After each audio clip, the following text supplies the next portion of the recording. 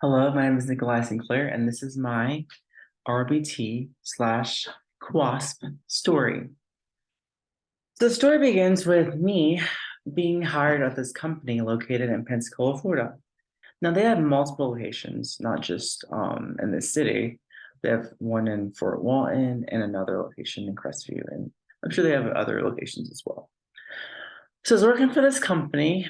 I'm not going to name their name specifically, only to protect being sued, and only because I'm not trying to, I guess, necessarily be messy, but I'm trying to make sure that things can change because I honestly am one of those people that's, you know, I believe in doing the right thing. Honestly, treat people respectfully, do the right thing. That's just my motto. That's who I am. I try to do the right thing. Like I try to. That's just like the kind of person I want to be. So I was working with this company, hired as a wasp, hired around April. I moved here for that job. QUASP is the job title I was hired as, and a QUASP is a Qualified Autism Service Practitioner Supervisor. Now, that specific title is a behavior analyst assistant, and it's specifically recognized by the QABA board, which is the Qualified Autism Behavior Analyst Board. Now, there are two main boards that I particularly know that work with clients that have autism as well as other, behavior disorders. And those come that the one board is the BCBA Board Certified Behavior Analyst Board, and the next board is the one I mentioned was the QABA, the Qualified Behavior Analyst Board. QABA, yeah. So anyway, I was hired as a QUASP under the QABA board, and while working at this company, I noticed a few things. So I hate saying that, I'm openly gay or, you know, because honestly, I feel like regardless of whether I'm gay or not, you should treat people respectfully and just treat people as people. I don't think you should have to be. I don't think that should have to be like an ask. You don't shouldn't have to ask someone, "Hey, treat me as a person." That should just be a given. Specifically, you would think in the field that we're working with, the population that we serve, just because this is that field, psychology. You would think just people would be understand people. So while working at this company, I had just started so I got hired around April, but I didn't fully start until like around June because I had to give my previous jobs week's notice and, moving here too. So I was working at this company in June in a city called Crestview. So while working in Crestview at this company, I noticed a few things. I noticed that there was this director. She tried to like belittle me, and I don't know if it's because I was the only black person there, gay person there. It really shouldn't matter what I was, but you should treat everyone respectfully, regardless. And just because, I'm qualified doesn't mean I know everything correct. But give me a chance to be myself. Give me a chance to prove myself. Don't automatically, assume that I don't know anything. I think that sometimes when you're working in new environments or working with the people of different races or just one singular race or whatever, though different variables can affect how a person reacts, and to deny that would be stupid. It wouldn't be stupid. It would be silly because honestly,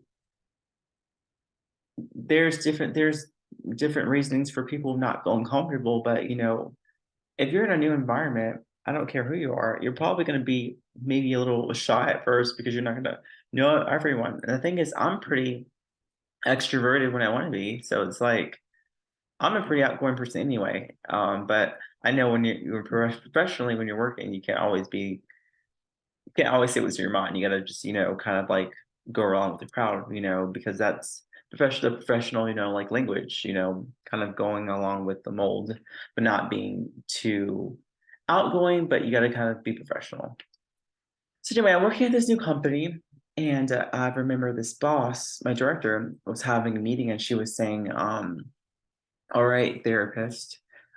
So if you're not really familiar with the boards, behavior analyst assistants usually supervise therapists. So we're having this meeting there, and she says, "All right, therapist. Now, if you have any questions, please talk to your supervisors." She names them all. Now, all of them, happen to be white. I'm not saying that's to be, oh my gosh. I'm just saying that's just the facts. That's facts, you know? So they all happen to be white, and she says, if you have any questions, please talk to your supervisors. She names them one by one, but she fails to mention me. Now, mind you, I had been there at this time, I had been there for like, I'd say maybe 2 or 3 weeks. And I just felt super disrespected. I felt super offended, and I really wanted to say something to her. But I was like, professionally, it's like, where's the line drawn? Professionally, was that professional for her to say that? No. But professionally, would it be mean for me to say, fuck you? I am a fucking supervisor, and for you to disregard my opinion and disregard me as a person, how do you think that would make me feel? What about my feelings? Should I have said that? No, I probably would have got fired. But honestly, that's how I felt. I felt super offended. I felt super disregarded. I felt just uncomfortable. I didn't feel appreciated. I didn't feel like I was even a person when she disregarded my title, disregarded my hard work. And I told her that. I ended up calling her one day. After that day, I was so mad, and ended up calling her, and I ended up saying, I don't think it's appropriate for you to just like you in the meeting. You didn't call my name. I just thought that was really mean, and I thought that was really like a mean girl. I felt like they were all cliquish, and I was just there, and I felt like I was just like an outsider in their little clique, and I felt like I didn't feel comfortable working there, but I really like needed the hours to graduate. So I was like, Nick, stay there for the hours, get your hours in, so you can get out there, and do your own thing. So that was my mentality, was just get the hours so I can get the fuck out there. So I'm staying there working, working, working, and I'm trying to get my hours. And so I'm getting my hours, and anyway, the phone conversation that we have, she she starts crying on the phone and says, "Oh, I'm so sorry that that I treated you like that. I just feel awful." And she's like, it's just like people expect me to do this. I just want to make sure that you're the best behavior analyst, when you become one, because I just, I didn't wasn't given a fair chance. And she's like, whenever she took her 4 years to write a treatment plan. I'm like, dude, 4 years to write a treatment plan as a behavior analyst, already certified.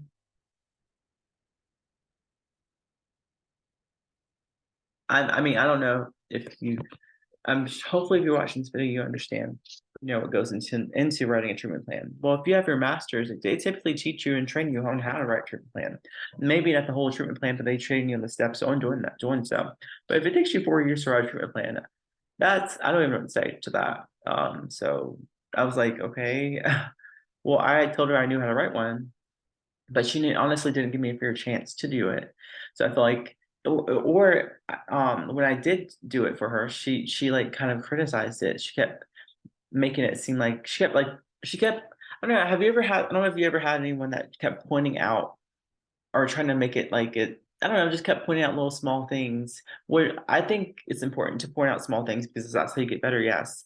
But if someone keeps making you feel like you don't know what you're doing and they keep doing that to you, I feel like you're gonna feel like, hey, I don't know what I'm doing. And honestly, I felt super uncomfortable because of that, because I felt like ostracized by everyone not being in their clique. I felt like I was incompetent only because of the way she made it seem, because my the way I wrote behavior treatment plans are different than the way some people wrote them. And I think so because she didn't acknowledge my differences, she just said this is the way to do it. Um, it wasn't like a inclusive. I felt super not. I felt like it was an inclusive environment. I felt like it was just like it's this way. That's not how behavior treatment plans, are written. Even though your previous boss taught you this way, that's wrong. And then also, I was taught, to take data, electronically. They took data, not but they took data like they wrote it down, which is cool. Even though it is the 21st century, that's fine. And she was like, "Well, you don't take data this way." And then I'm like, "Okay, well, honestly, I was taught differently, so I can learn. So let me learn, and just give me a chance, give me a fair opportunity. That's all I asked." Now she made me feel super uncomfortable, And then I was already driving an hour to work from the location to go there. So I was determined. I was never late. So I was like, super determined about this new job, super happy with the opportunity, really great opportunity. Really, I was like, you know what? Maybe things will get better. That's what I was hoping. And I still think something good will come out of the situation. I just think telling the story is so important because if you don't hear the story, you're not gonna know sometimes what to do. Now, mind you, I'm also looking for a supervisor. I asked this lady, the director, I said, "Hey, can you supervise me?" She says, "Oh, I can't because I just don't think I can supervise you because I'm so busy." I'm like, "Okay, well, I'm not that means I'm not earning any hours." This other guy, he's a BCBA there. I say, "Can you supervise me?" He says, well, I want to supervise you. We gotta get a contract. I'm not sure if you're gonna be here or whatever.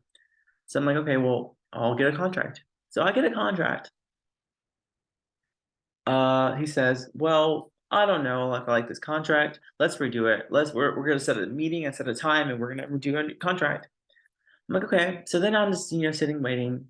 Send him another contract. Um, he sends it back to me. I didn't like that. I didn't like that. I didn't like that. We're gonna go over it and set a meeting. So mind you, June, July, August, September, 4 months. I'm still not supervised. I still don't have I am supervised, but I'm not getting accruing hours because they don't want to sign a contract because they don't supervise me because either A, because I'm gay, because I'm black, or they just don't want to do it just because they just don't want to. And so I'm like, okay, so that means I accrued no hours. I could have had 130 times four, which would have definitely helped me out, but they didn't want to sign anything because they just didn't want to. And honestly, I don't know the reasoning why. They just did not want to, they didn't want to stop on my hours. So then the director says, well, you're taking up all our hours. No, since we've hired you, they blame me and say, since we've hired you, you've taken up a lot of the hours from the other employees. I feel bad. I'm like, dude, I was just hired here. I don't have any control over that. And plus, I don't even make the schedule. She does. So all the other workers are just blaming me, saying, "Hey, checking all the hours." I'm like, dude, I don't even make the schedule. How can I be taking hours if I don't make the schedule? So I'm like, okay. So then she says, well, some of the other, QAS or behavior analyst assistants are going to go to a different location, which is like another hour away, or I think it's actually 30 minutes away. So that would be me driving an hour and 30 minutes to the new location. I said, well, I just got hired here when I was told I was going to be working here. I don't want to be driving an hour and 30 minutes away, you know. So then I called the owner and I said, well, look, owner, I don't think I want to, work at this location because of everything that's happening. I just don't feel comfortable. I don't want to drive an hour away. Seems like a lot of work, because I really like this job and I just want to be appreciated. I'm not accruing any hours. They're not like the guy keeps complaining about the contracts or whatever. He won't sit down with a meeting for me, and they didn't want to give me any clients. I forgot to mention that they didn't want to give me any clients because I didn't write treatment plans like them, and it just didn't feel really inclusive. So then I'm like, okay, well, I guess I don't know what to do. So then the owner's like, well, I have a location in the city that you live in, so let's work there. I'm like, well, okay, yes, I'll work in the city that I live in. That just makes sense. And plus, this is closer for me, closer commute for me, and I'm gonna do that. So I said yes. So then she lets me work in the city that I live in, and I'm so happy to be working in the city that I'm living in. So I get hired at this location, and they're like, "Hey, welcome aboard. We never had anyone, that was, gay." I'm like, "Okay, thanks." And they're like, "Well, what are your pronouns?" I said, "I go by they because honestly, it's not because I go by get they or he or whatever. I just don't feel like I'm a person who doesn't. I don't really like titles. I feel like I'm just a person. So just treat me. Be like, hey, Nick. Hello. I don't feel the need to say Mister or Sir because I'm not. I don't know. For me, it just feels. I understand it's a sign of respect but for me, I don't like people calling me Mister or ma'am or Miss or just call me my name. I mean, I don't care. Even clients, I don't. It's not like a oh my gosh, you must call me Mister because that is my name. Honestly, it doesn't matter to me. I'd rather just be called my name. And I just to me that's I don't know. So anyway, um, they're like, okay, well, we're so excited, but we're not sure where you're gonna go. I'm like, okay, well, hopefully I get to choose, locations. They're like, well, we're not sure. So in this the city of Pensacola, there's two locations at this current time. This is the year 2021. So there's two locations.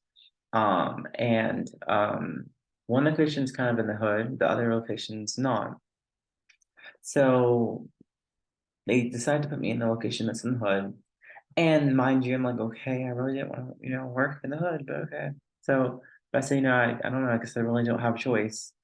So they put me over there, and but before I was, hired over here, the lady on the phone, the owner said that I can, they're building a new location, and she said I would be working over there. So I'm like, okay, I'm gonna be working over there, but I don't get the opportunity to work over there. So anyway, part of me being hired, I forgot to mention that I have a contract. So I'm required to bill a certain amount of hours to get paid at a certain rate, at a certain salary rate.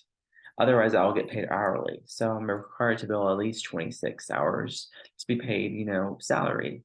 So, I'm like, okay, so working at the old location, the one that's in the hood, I'm working there and there's not a lot of clients there, but I'm billing, staying there. But again, I feel ostracized because so one of the therapists actually has an office and has a desk inside the office. I'm like, okay, well, how is that fair? Because I don't even have a desk over here, so I'm just like working for a few months. I'm thinking to myself, this isn't fair. I mean, I understand she's been in the company for 7 years, but how is that fair? Because what about my work? What about my qualifications? What about that? Why is it, fair that she gets to be in the office and I'm not, So then I'm working there and I'm just thinking about that in the back of my head. Um, so I'm working for a few months and then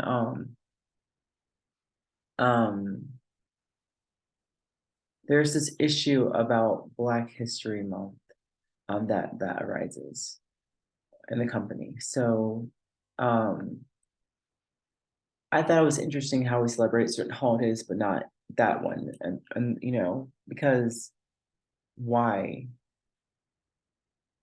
And then, so I asked the directors like, why can't we celebrate that? And then she's like, well, you guys can do whatever. And I'm like, okay, but we have mandatory celebrations like with the other holidays. Why not that one? What's the difference? Why are why are we picking why are we doing the ones that they want to do but not you? I don't know. It felt like I didn't maybe it's silly. I just felt like if we're having to celebrate certain holidays, why can't we celebrate the awful ones? Because that one should matter to to me and to every since what makes one better than the other? Even though Black History is a month, why can't we celebrate Martin Luther King Day, or something like that. Like, why are we picking and choosing what we want to celebrate, And I even had some ideas about it. And so she's like, she said, we just won't do that. Or she said, you can celebrate that. And I said, well, no. And then I said, well, I said, I kind of already know my history. I said, well, why do I like it was her idea to celebrate other holidays. I said, why can't you pitch the idea to celebrate with the other therapists? And she's like, well, I don't know, she said, well, how about you celebrate it? And I'm like, okay, well, whatever. The competition wasn't really getting anywhere. And honestly, the reason why I thought about celebrating it, I know it sounds silly, is because I just feel like we should be inclusive. Most of our population at that location was Black, so I just feel like it would make sense, that we would be celebrating that too. but that just was my idea, and may have been a silly idea. I just was asking. And then I also had she asked me, she's like, "Do you have any ideas, how to help improve the culture around here?" And I was like, well, what if we like straighten up the clinic, because the clinic was kind of dirty. And I was like, well, I have some ideas. And she's like, no, we tried that and just didn't work. So no. I'm like, okay. Around the same time, they hired another behavior analyst. So they hired her, and she said, well, I think we should like straighten the clinic up. And I'm like, I said the same thing. So they're like, yes, let's straighten it up. I'm like, well, I just pitched the same idea, literally, and they denied my idea, but she pitched the same idea and they grant hers. I'm like, okay, what's the difference, So at this location, I'm also a behavior analyst assistant. I am the only one there. So as the new behavior analyst moves in, the therapist moves out the office. So I'm like, well, I guess that's fair. I said, well, will I get her desk now? And they're like, nope. So I won't get her desk, even though I'm a behavioral assistant and she's a therapist and I'm over her. But she had an office inside she had a desk inside the office, but I won't get the same opportunity which didn't make sense. So after that, I'm like, okay, well, this doesn't seem fair. She had a desk inside the office and I don't have the same opportunity. So I'm like, that's not fair. And I tell them that that's not fair. And then at the same time, my hours are still not being signed off on. The lady who's my supervisor told me, she's like, well, when you graduate, I will sign your hours off. That's what she told me. I'm like, okay, well, you know, I just trusted that she would do the right thing. So anyway, the new supervisor moved in the office, and the old one tells everyone they're opening up a new clinic, and so everyone is very excited. So they open up a new clinic, right? And everyone is excited, and they're the new her office in the clinic is really big now, and but there's two analysts inside the office. So I'm waiting, I'm like, well, I guess I won't ever have an office or whatever. I don't know. So I have a meeting with the current director, and I tell her, I said, well, I would like my own office too, because I have clients as well, and I talk to parents. It would only make sense that I have an office because the therapist had an office, had a desk in the office. So why wouldn't I have the same opportunity as her? And they're like, well, maybe it's due to performance issues. I'm like, well, where did that come from? Because that was never told to me ever. So why do I have performance issues now? But I've never have been told I have performance issues ever. And so that gets kind of thrown in the mix. I'm like, okay, well, where did that come from? And so that becomes the start of their ploy to get rid of me due to the company policy of performance issues being a reason for someone to fire someone. And honestly, it felt like because I made a stance of protecting myself and standing up for myself, it was like, okay, let's get rid of him because he's talking too much. I'm like, okay. So anyway, so after that, I I just work and I try to be incognito at work, try to just do my job and go home. So then after that, one of the therapists that had the office originally, she ends up graduating and becoming and passing her test and becoming a behavior analyst assistant. So they give her an office. Now I have been there for a year now, and I have never been given an office. So then I go to them. I'm like, hey, you're giving her an office, even though her own office. I'm like, how come I never have the same opportunity? And then they again say performance issues. I'm like, well, again, I never had the same opportunity. Like I never was given the same opportunity as her. So like that's so not fair. So I contact the EEOC and put it in a claim. They don't really want to do anything because sometimes when I tell the truth, I guess whenever I'm super overwhelmed, it's hard for me to fully remember. But because I don't know, I guess whenever writing it down, it's like I don't write it down this like I don't write it down, I guess, the way people fully understand. Because in my head, I see it differently as like a story, but writing it down, someone may not understand the full story of how, like from my perspective, because maybe, I don't know, I just don't write it down. Sometimes I have like, I don't know, sometimes I have trouble conveying it to people because of that. But I mean, but this did all of this did take place. It's just sometimes explaining it to people. It's sometimes hard for me to do that. Which I wish it wasn't. It's just sometimes I get super stressed about it that I end up not explaining it correctly, I guess. So, anyways, the new therapist graduated is a behavior analyst assistant and she gets her own office. I've been there for a year and I still don't have my office. They tell me, Nick, the reason why you don't have an office is due to performance issues. I said, where did this come from? I never was getting like any bad feedback. And literally the feedback that they ended up starting to give me was during the times I was started complaining. And it felt like, honestly, they were trying to get rid of me to justify me for complaining. I'm like, well, if so when I didn't complain, I didn't have poor feedback. But now that I'm complaining and trying defending myself, I have poor feedback. How is that fair?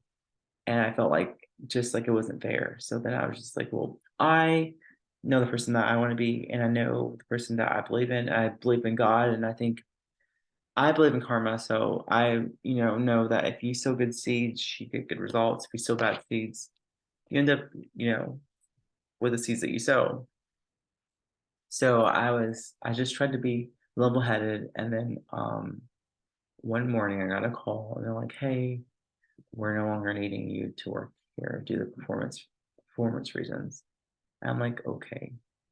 So then I leave. Well, I told them to keep my stuff because I don't want to go pick it up. And I just was really upset. And honestly, I didn't want to do anything because, I am a black person and being, I don't know, black. I don't know. I feel like people they just didn't understand. Like it's like working, being the only black person between, that clinic and then working at another clinic and being a supervisor, being the only black supervisor as well. And then it just felt like honestly I was mistreated and I felt like I was not given the fair opportunity. But I wanted to explain the story because I just think it's important to tell your story because, if you don't, no one's gonna know. So that's my story. Now, I want to also share this. Make sure wherever you're at, make sure you get a contract because honestly, I lost like over 1,000 hours just because no one went to sign off my hours throughout both of those the three clinics I worked at. No one signed off on any of my hours. So it was honestly annoying because I worked really hard and I even wrote behavior treatment plans by myself at the new clinic. Um, so I don't, and no one signed up for any of my hours. So it just caused me to have to re-get my hours. And no one listened or tried to help me. The EEOC, they didn't dismiss my claim. What they said was that they agreed for my suit. So I was allowed to sue. And I was happy about that. It just honestly seemed like a lot of work. And I wasn't sure what I wanted to do because I'm in school and I'm trying to get my hours. And I was trying to message them, the supervisor. I'm like, hey, I need my hours signed. So I wasn't sure if it would be like, if my hours would be signed off if I sued. So I was just kind of not sure what to do at all. So that's my story, and I hope that it helps someone one day. Thank you for watching my story.